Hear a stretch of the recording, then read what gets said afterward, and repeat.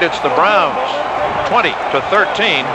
I can remember getting ready for the kickoff, and in my mind, I'm thinking about plays that we can run from our own 20, and so kind of have an idea of what plays you want to run, and all of a sudden they kick off.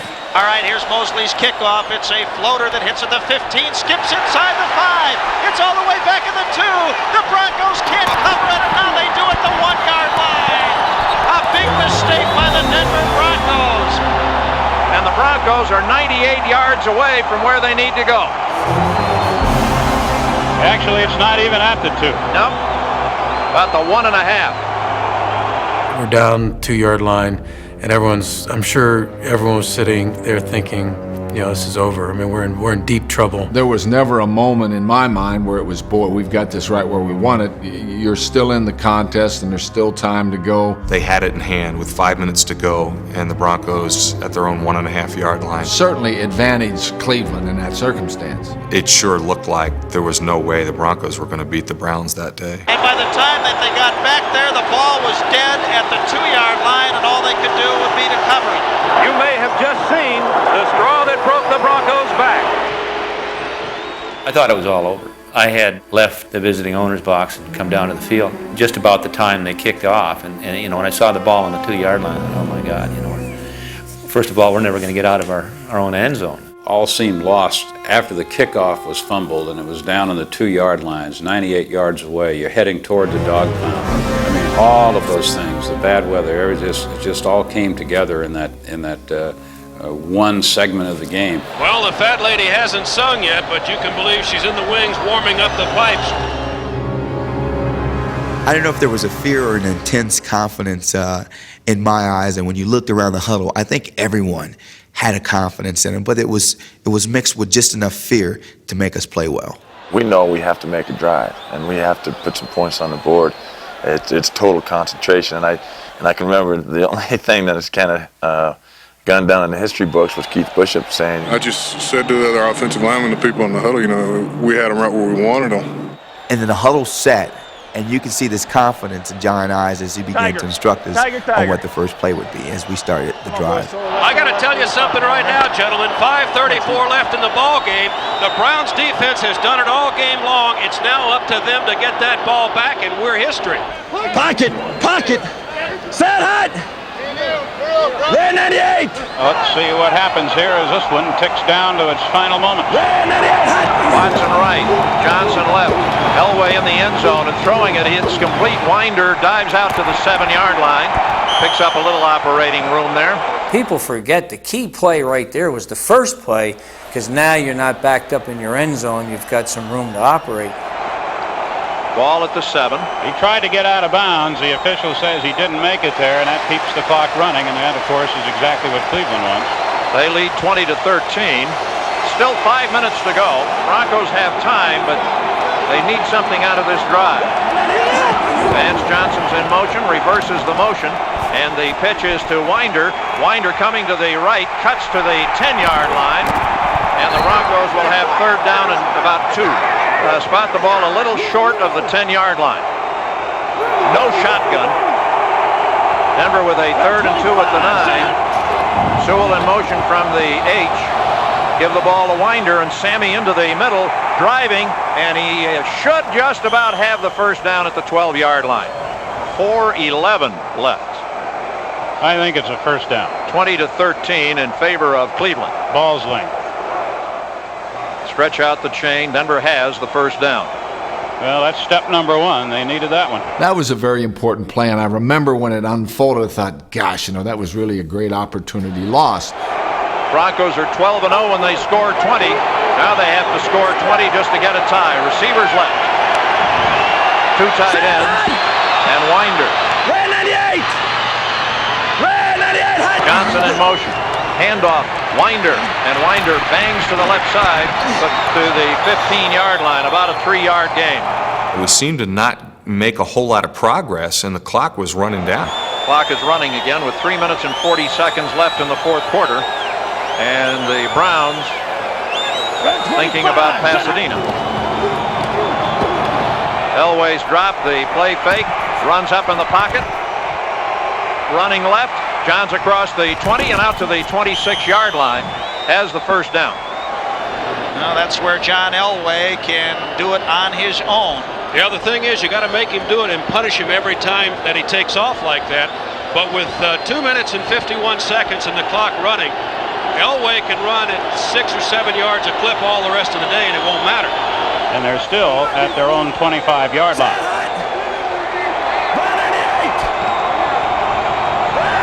Wilhite and Sewell are the running backs.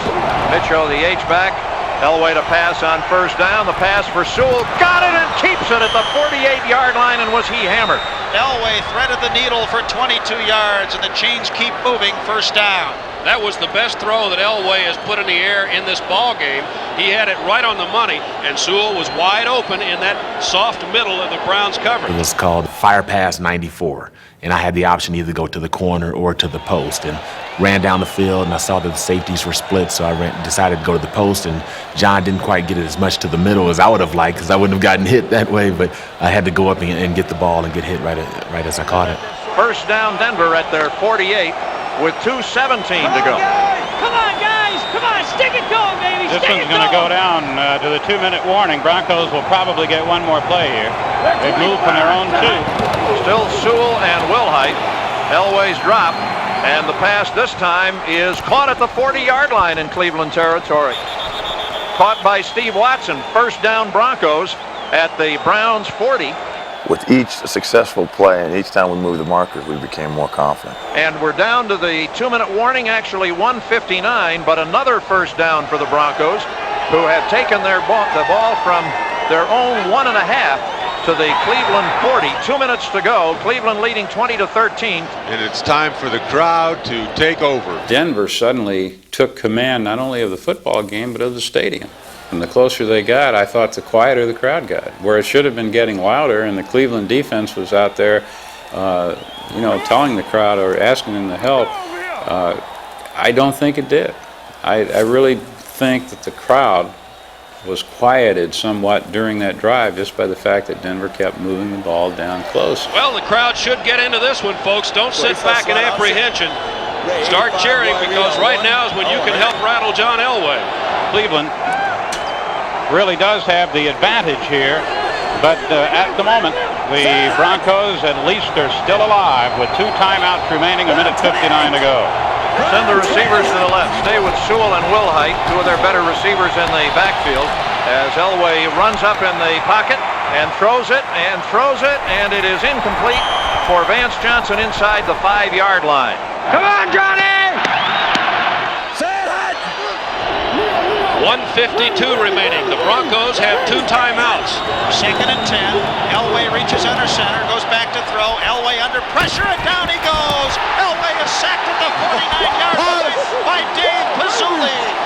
A 9-yard loss, and Paz gets his 7th sack of the season and his biggest one. All right, the Broncos, Jim, have just called timeout, and they're down to 1 remaining. That's why that was even a bigger play, because they lose 9 yards. Now they are faced with a 3rd and 18. They had to use a timeout to stop the clock.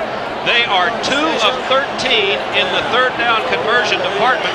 We used a timeout after that situation, and Dan really told me that we got 2 downs to get 18 yards. Let's go with the magic carpet ride is still airborne, but not without some turbulence. We did have the perfect defense. We had 4 men rushing. We have 5 guys playing man-to-man underneath with 2 safeties on the top. A trip to Pasadena could boil down to this play, although you got to think that the Broncos will not punt. They'll go for it. It's 2-down territory and time of the game for sure. The entire season now hangs in the balance. In the shotgun, Watson in motion, snap to Elway, and Elway's pass is coming and caught inside the 30-yard line. Mark Jackson is driven back, but his forward progress will be a first down at the 27. Once John called the play, I knew it, and I believe in his heart he knew it, that I was going to be his primary read. I was going to be the guy that was going to catch the ball. So for the first catch of the day, it was a pretty big catch. When you see it, be sure you examine the events that transpire from the snap till John getting the ball in his hand. in 2-minute situations where you got to get lucky, and there's no question we were lucky on this situation because the crowd was so loud that we were in a silent cadence, and I had motion with it, and I was trying to time the motion with the silent count, and we were just a little bit early with the snap, and it hit Steve Watson on the hip. Watson in motion, the snap hit him. Elway back to throw. John makes an excellent athletic maneuver just to handle the snap. Had Watson been 2 inches in either direction, or had it not been a guy like John, even if they get the ball back, it's 4th down and 30 or 30, whatever it might be. But Jackson got in behind him and made the catch that ultimately produced the first down. At that point, I became concerned. It's something that was going to be labeled great was happening here. I think we sensed it even at the time. Elway with a drop and throws it to the near side over Watson and out of bounds, kills the clock. The Broncos have moved the ball again from a drive that started after a badly mangled kickoff return attempt. They started inside their 2, and they are now at the Cleveland 28. That's where the ball is spotted, and they have a 2nd down and 10, down 7 points. Got the ball back with 5:43 to go, and they've kept it ever since then. We're down to a minute 19. Still in the shotgun. The snap. Elway's drop, the late pressure, throws the screen, and Sewell, 30, 25, down the sidelines, 20, cuts back inside, gets inside the 15, first down Broncos at the 14-yard line with 1:05 to go. There was a screen, halfback screen left. That was a point where we were actually in our 2-minute offense, so every time we were in the huddle, we called 2 plays. So whenever you run the first play, you get as many yards as you can. You don't have to worry about getting out of bounds because you have 2 plays called. After that first play, you get right back and line up and run the second play. And so we ran the screen, it opened up, I was able to cut and saw that I could have gone out of bounds early, but I figured I can get about 5 or 6 more yards and tried to do that. And knowing that we had 2 plays called, got tackled and then got back to the line of scrimmage to run the second play. No timeout, ball at the 14-yard line. Broncos have 1 timeout left. Still in the shotgun. Elway throwing it to the near side for Watson, out of bounds. Boy, Watson had Minifield with him all the way and went up for the ball, but had no real chance at catching it inbounds. That stops the clock. And we are down to 49 seconds to go. A 20-13 Browns lead. They've come from behind with 10 fourth quarter points, and now they're trying to hang on. Back to the line of scrimmage. 2nd and 10, 14-yard line.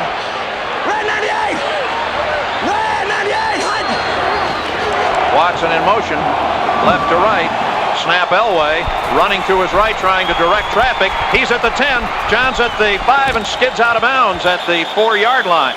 He's close to another first down, and the clock is at 42 seconds. Mike Johnson was the babysitter on that play. He found out just how fast John Elway was. John Elway started to pull away from him. See where they mark him out. You know, his feet slid forward across the marker, but I'm not so sure he got the first down. It's where the ball goes. And the ball was about 1.5 yards shy of the first down. Now you're thinking about, we got to get this thing in there because they were more difficult to score. The closer you got to the goal line and everything got congested, it was really difficult to get the thing in there. 42 seconds to go. Broncos at the Cleveland 5. 3rd down and 1 yard. Stay in the shotgun. 3 receivers to the right. 20-13 Browns. Mark Jackson in motion. The snap to Elway. The look. The throw. Touchdown! John Elway has just thrown the touchdown to Mark Jackson. 5 yards. 98.5-yard drive.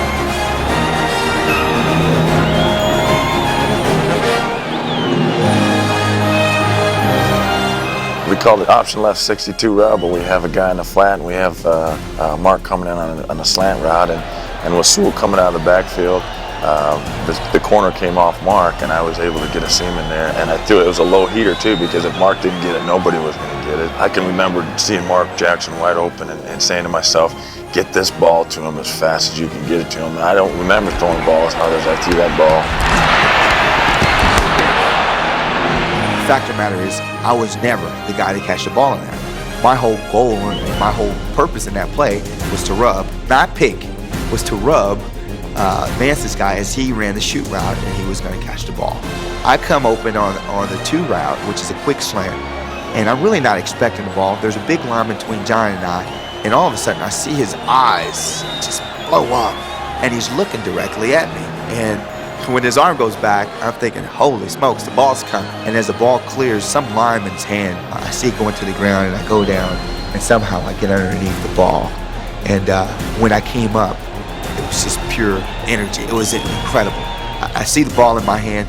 At that point, I began to perform what I think was the worst spike in NFL history. And anybody who thought that Mr. Elway was overrated as a quarterback had better think again. And the Broncos, in what must go down as an exceptional performance, have gone 98 yards, and they're on the verge of tying it up with an extra point try coming up by Carlos. Tremendous jubilation, but then also you're thinking about here we are in the open end of that stadium, and I've seen so many things happen in that end of the stadium. I'm thinking, boy, we can't miss this extra point. Now the extra point attempt. I just remember being a little bit more nervous about that because the Flying Dog Bones and the Dog Pound was in a frenzy, and they felt like they could turn the game on their own. As a kicker, that would be the ultimate disaster, and that's something you'd never live down the rest of your life if you missed the extra point after going 98 yards, scoring a touchdown. Ball is down. Carlos's kick. Got it. We're tied. Denver 20. Cleveland 20 with 37 ticks left on the clock. This stunning 98-yard drive not only wrote the comeback legend of John Elway, it propelled one of the NFL's greatest games into overtime.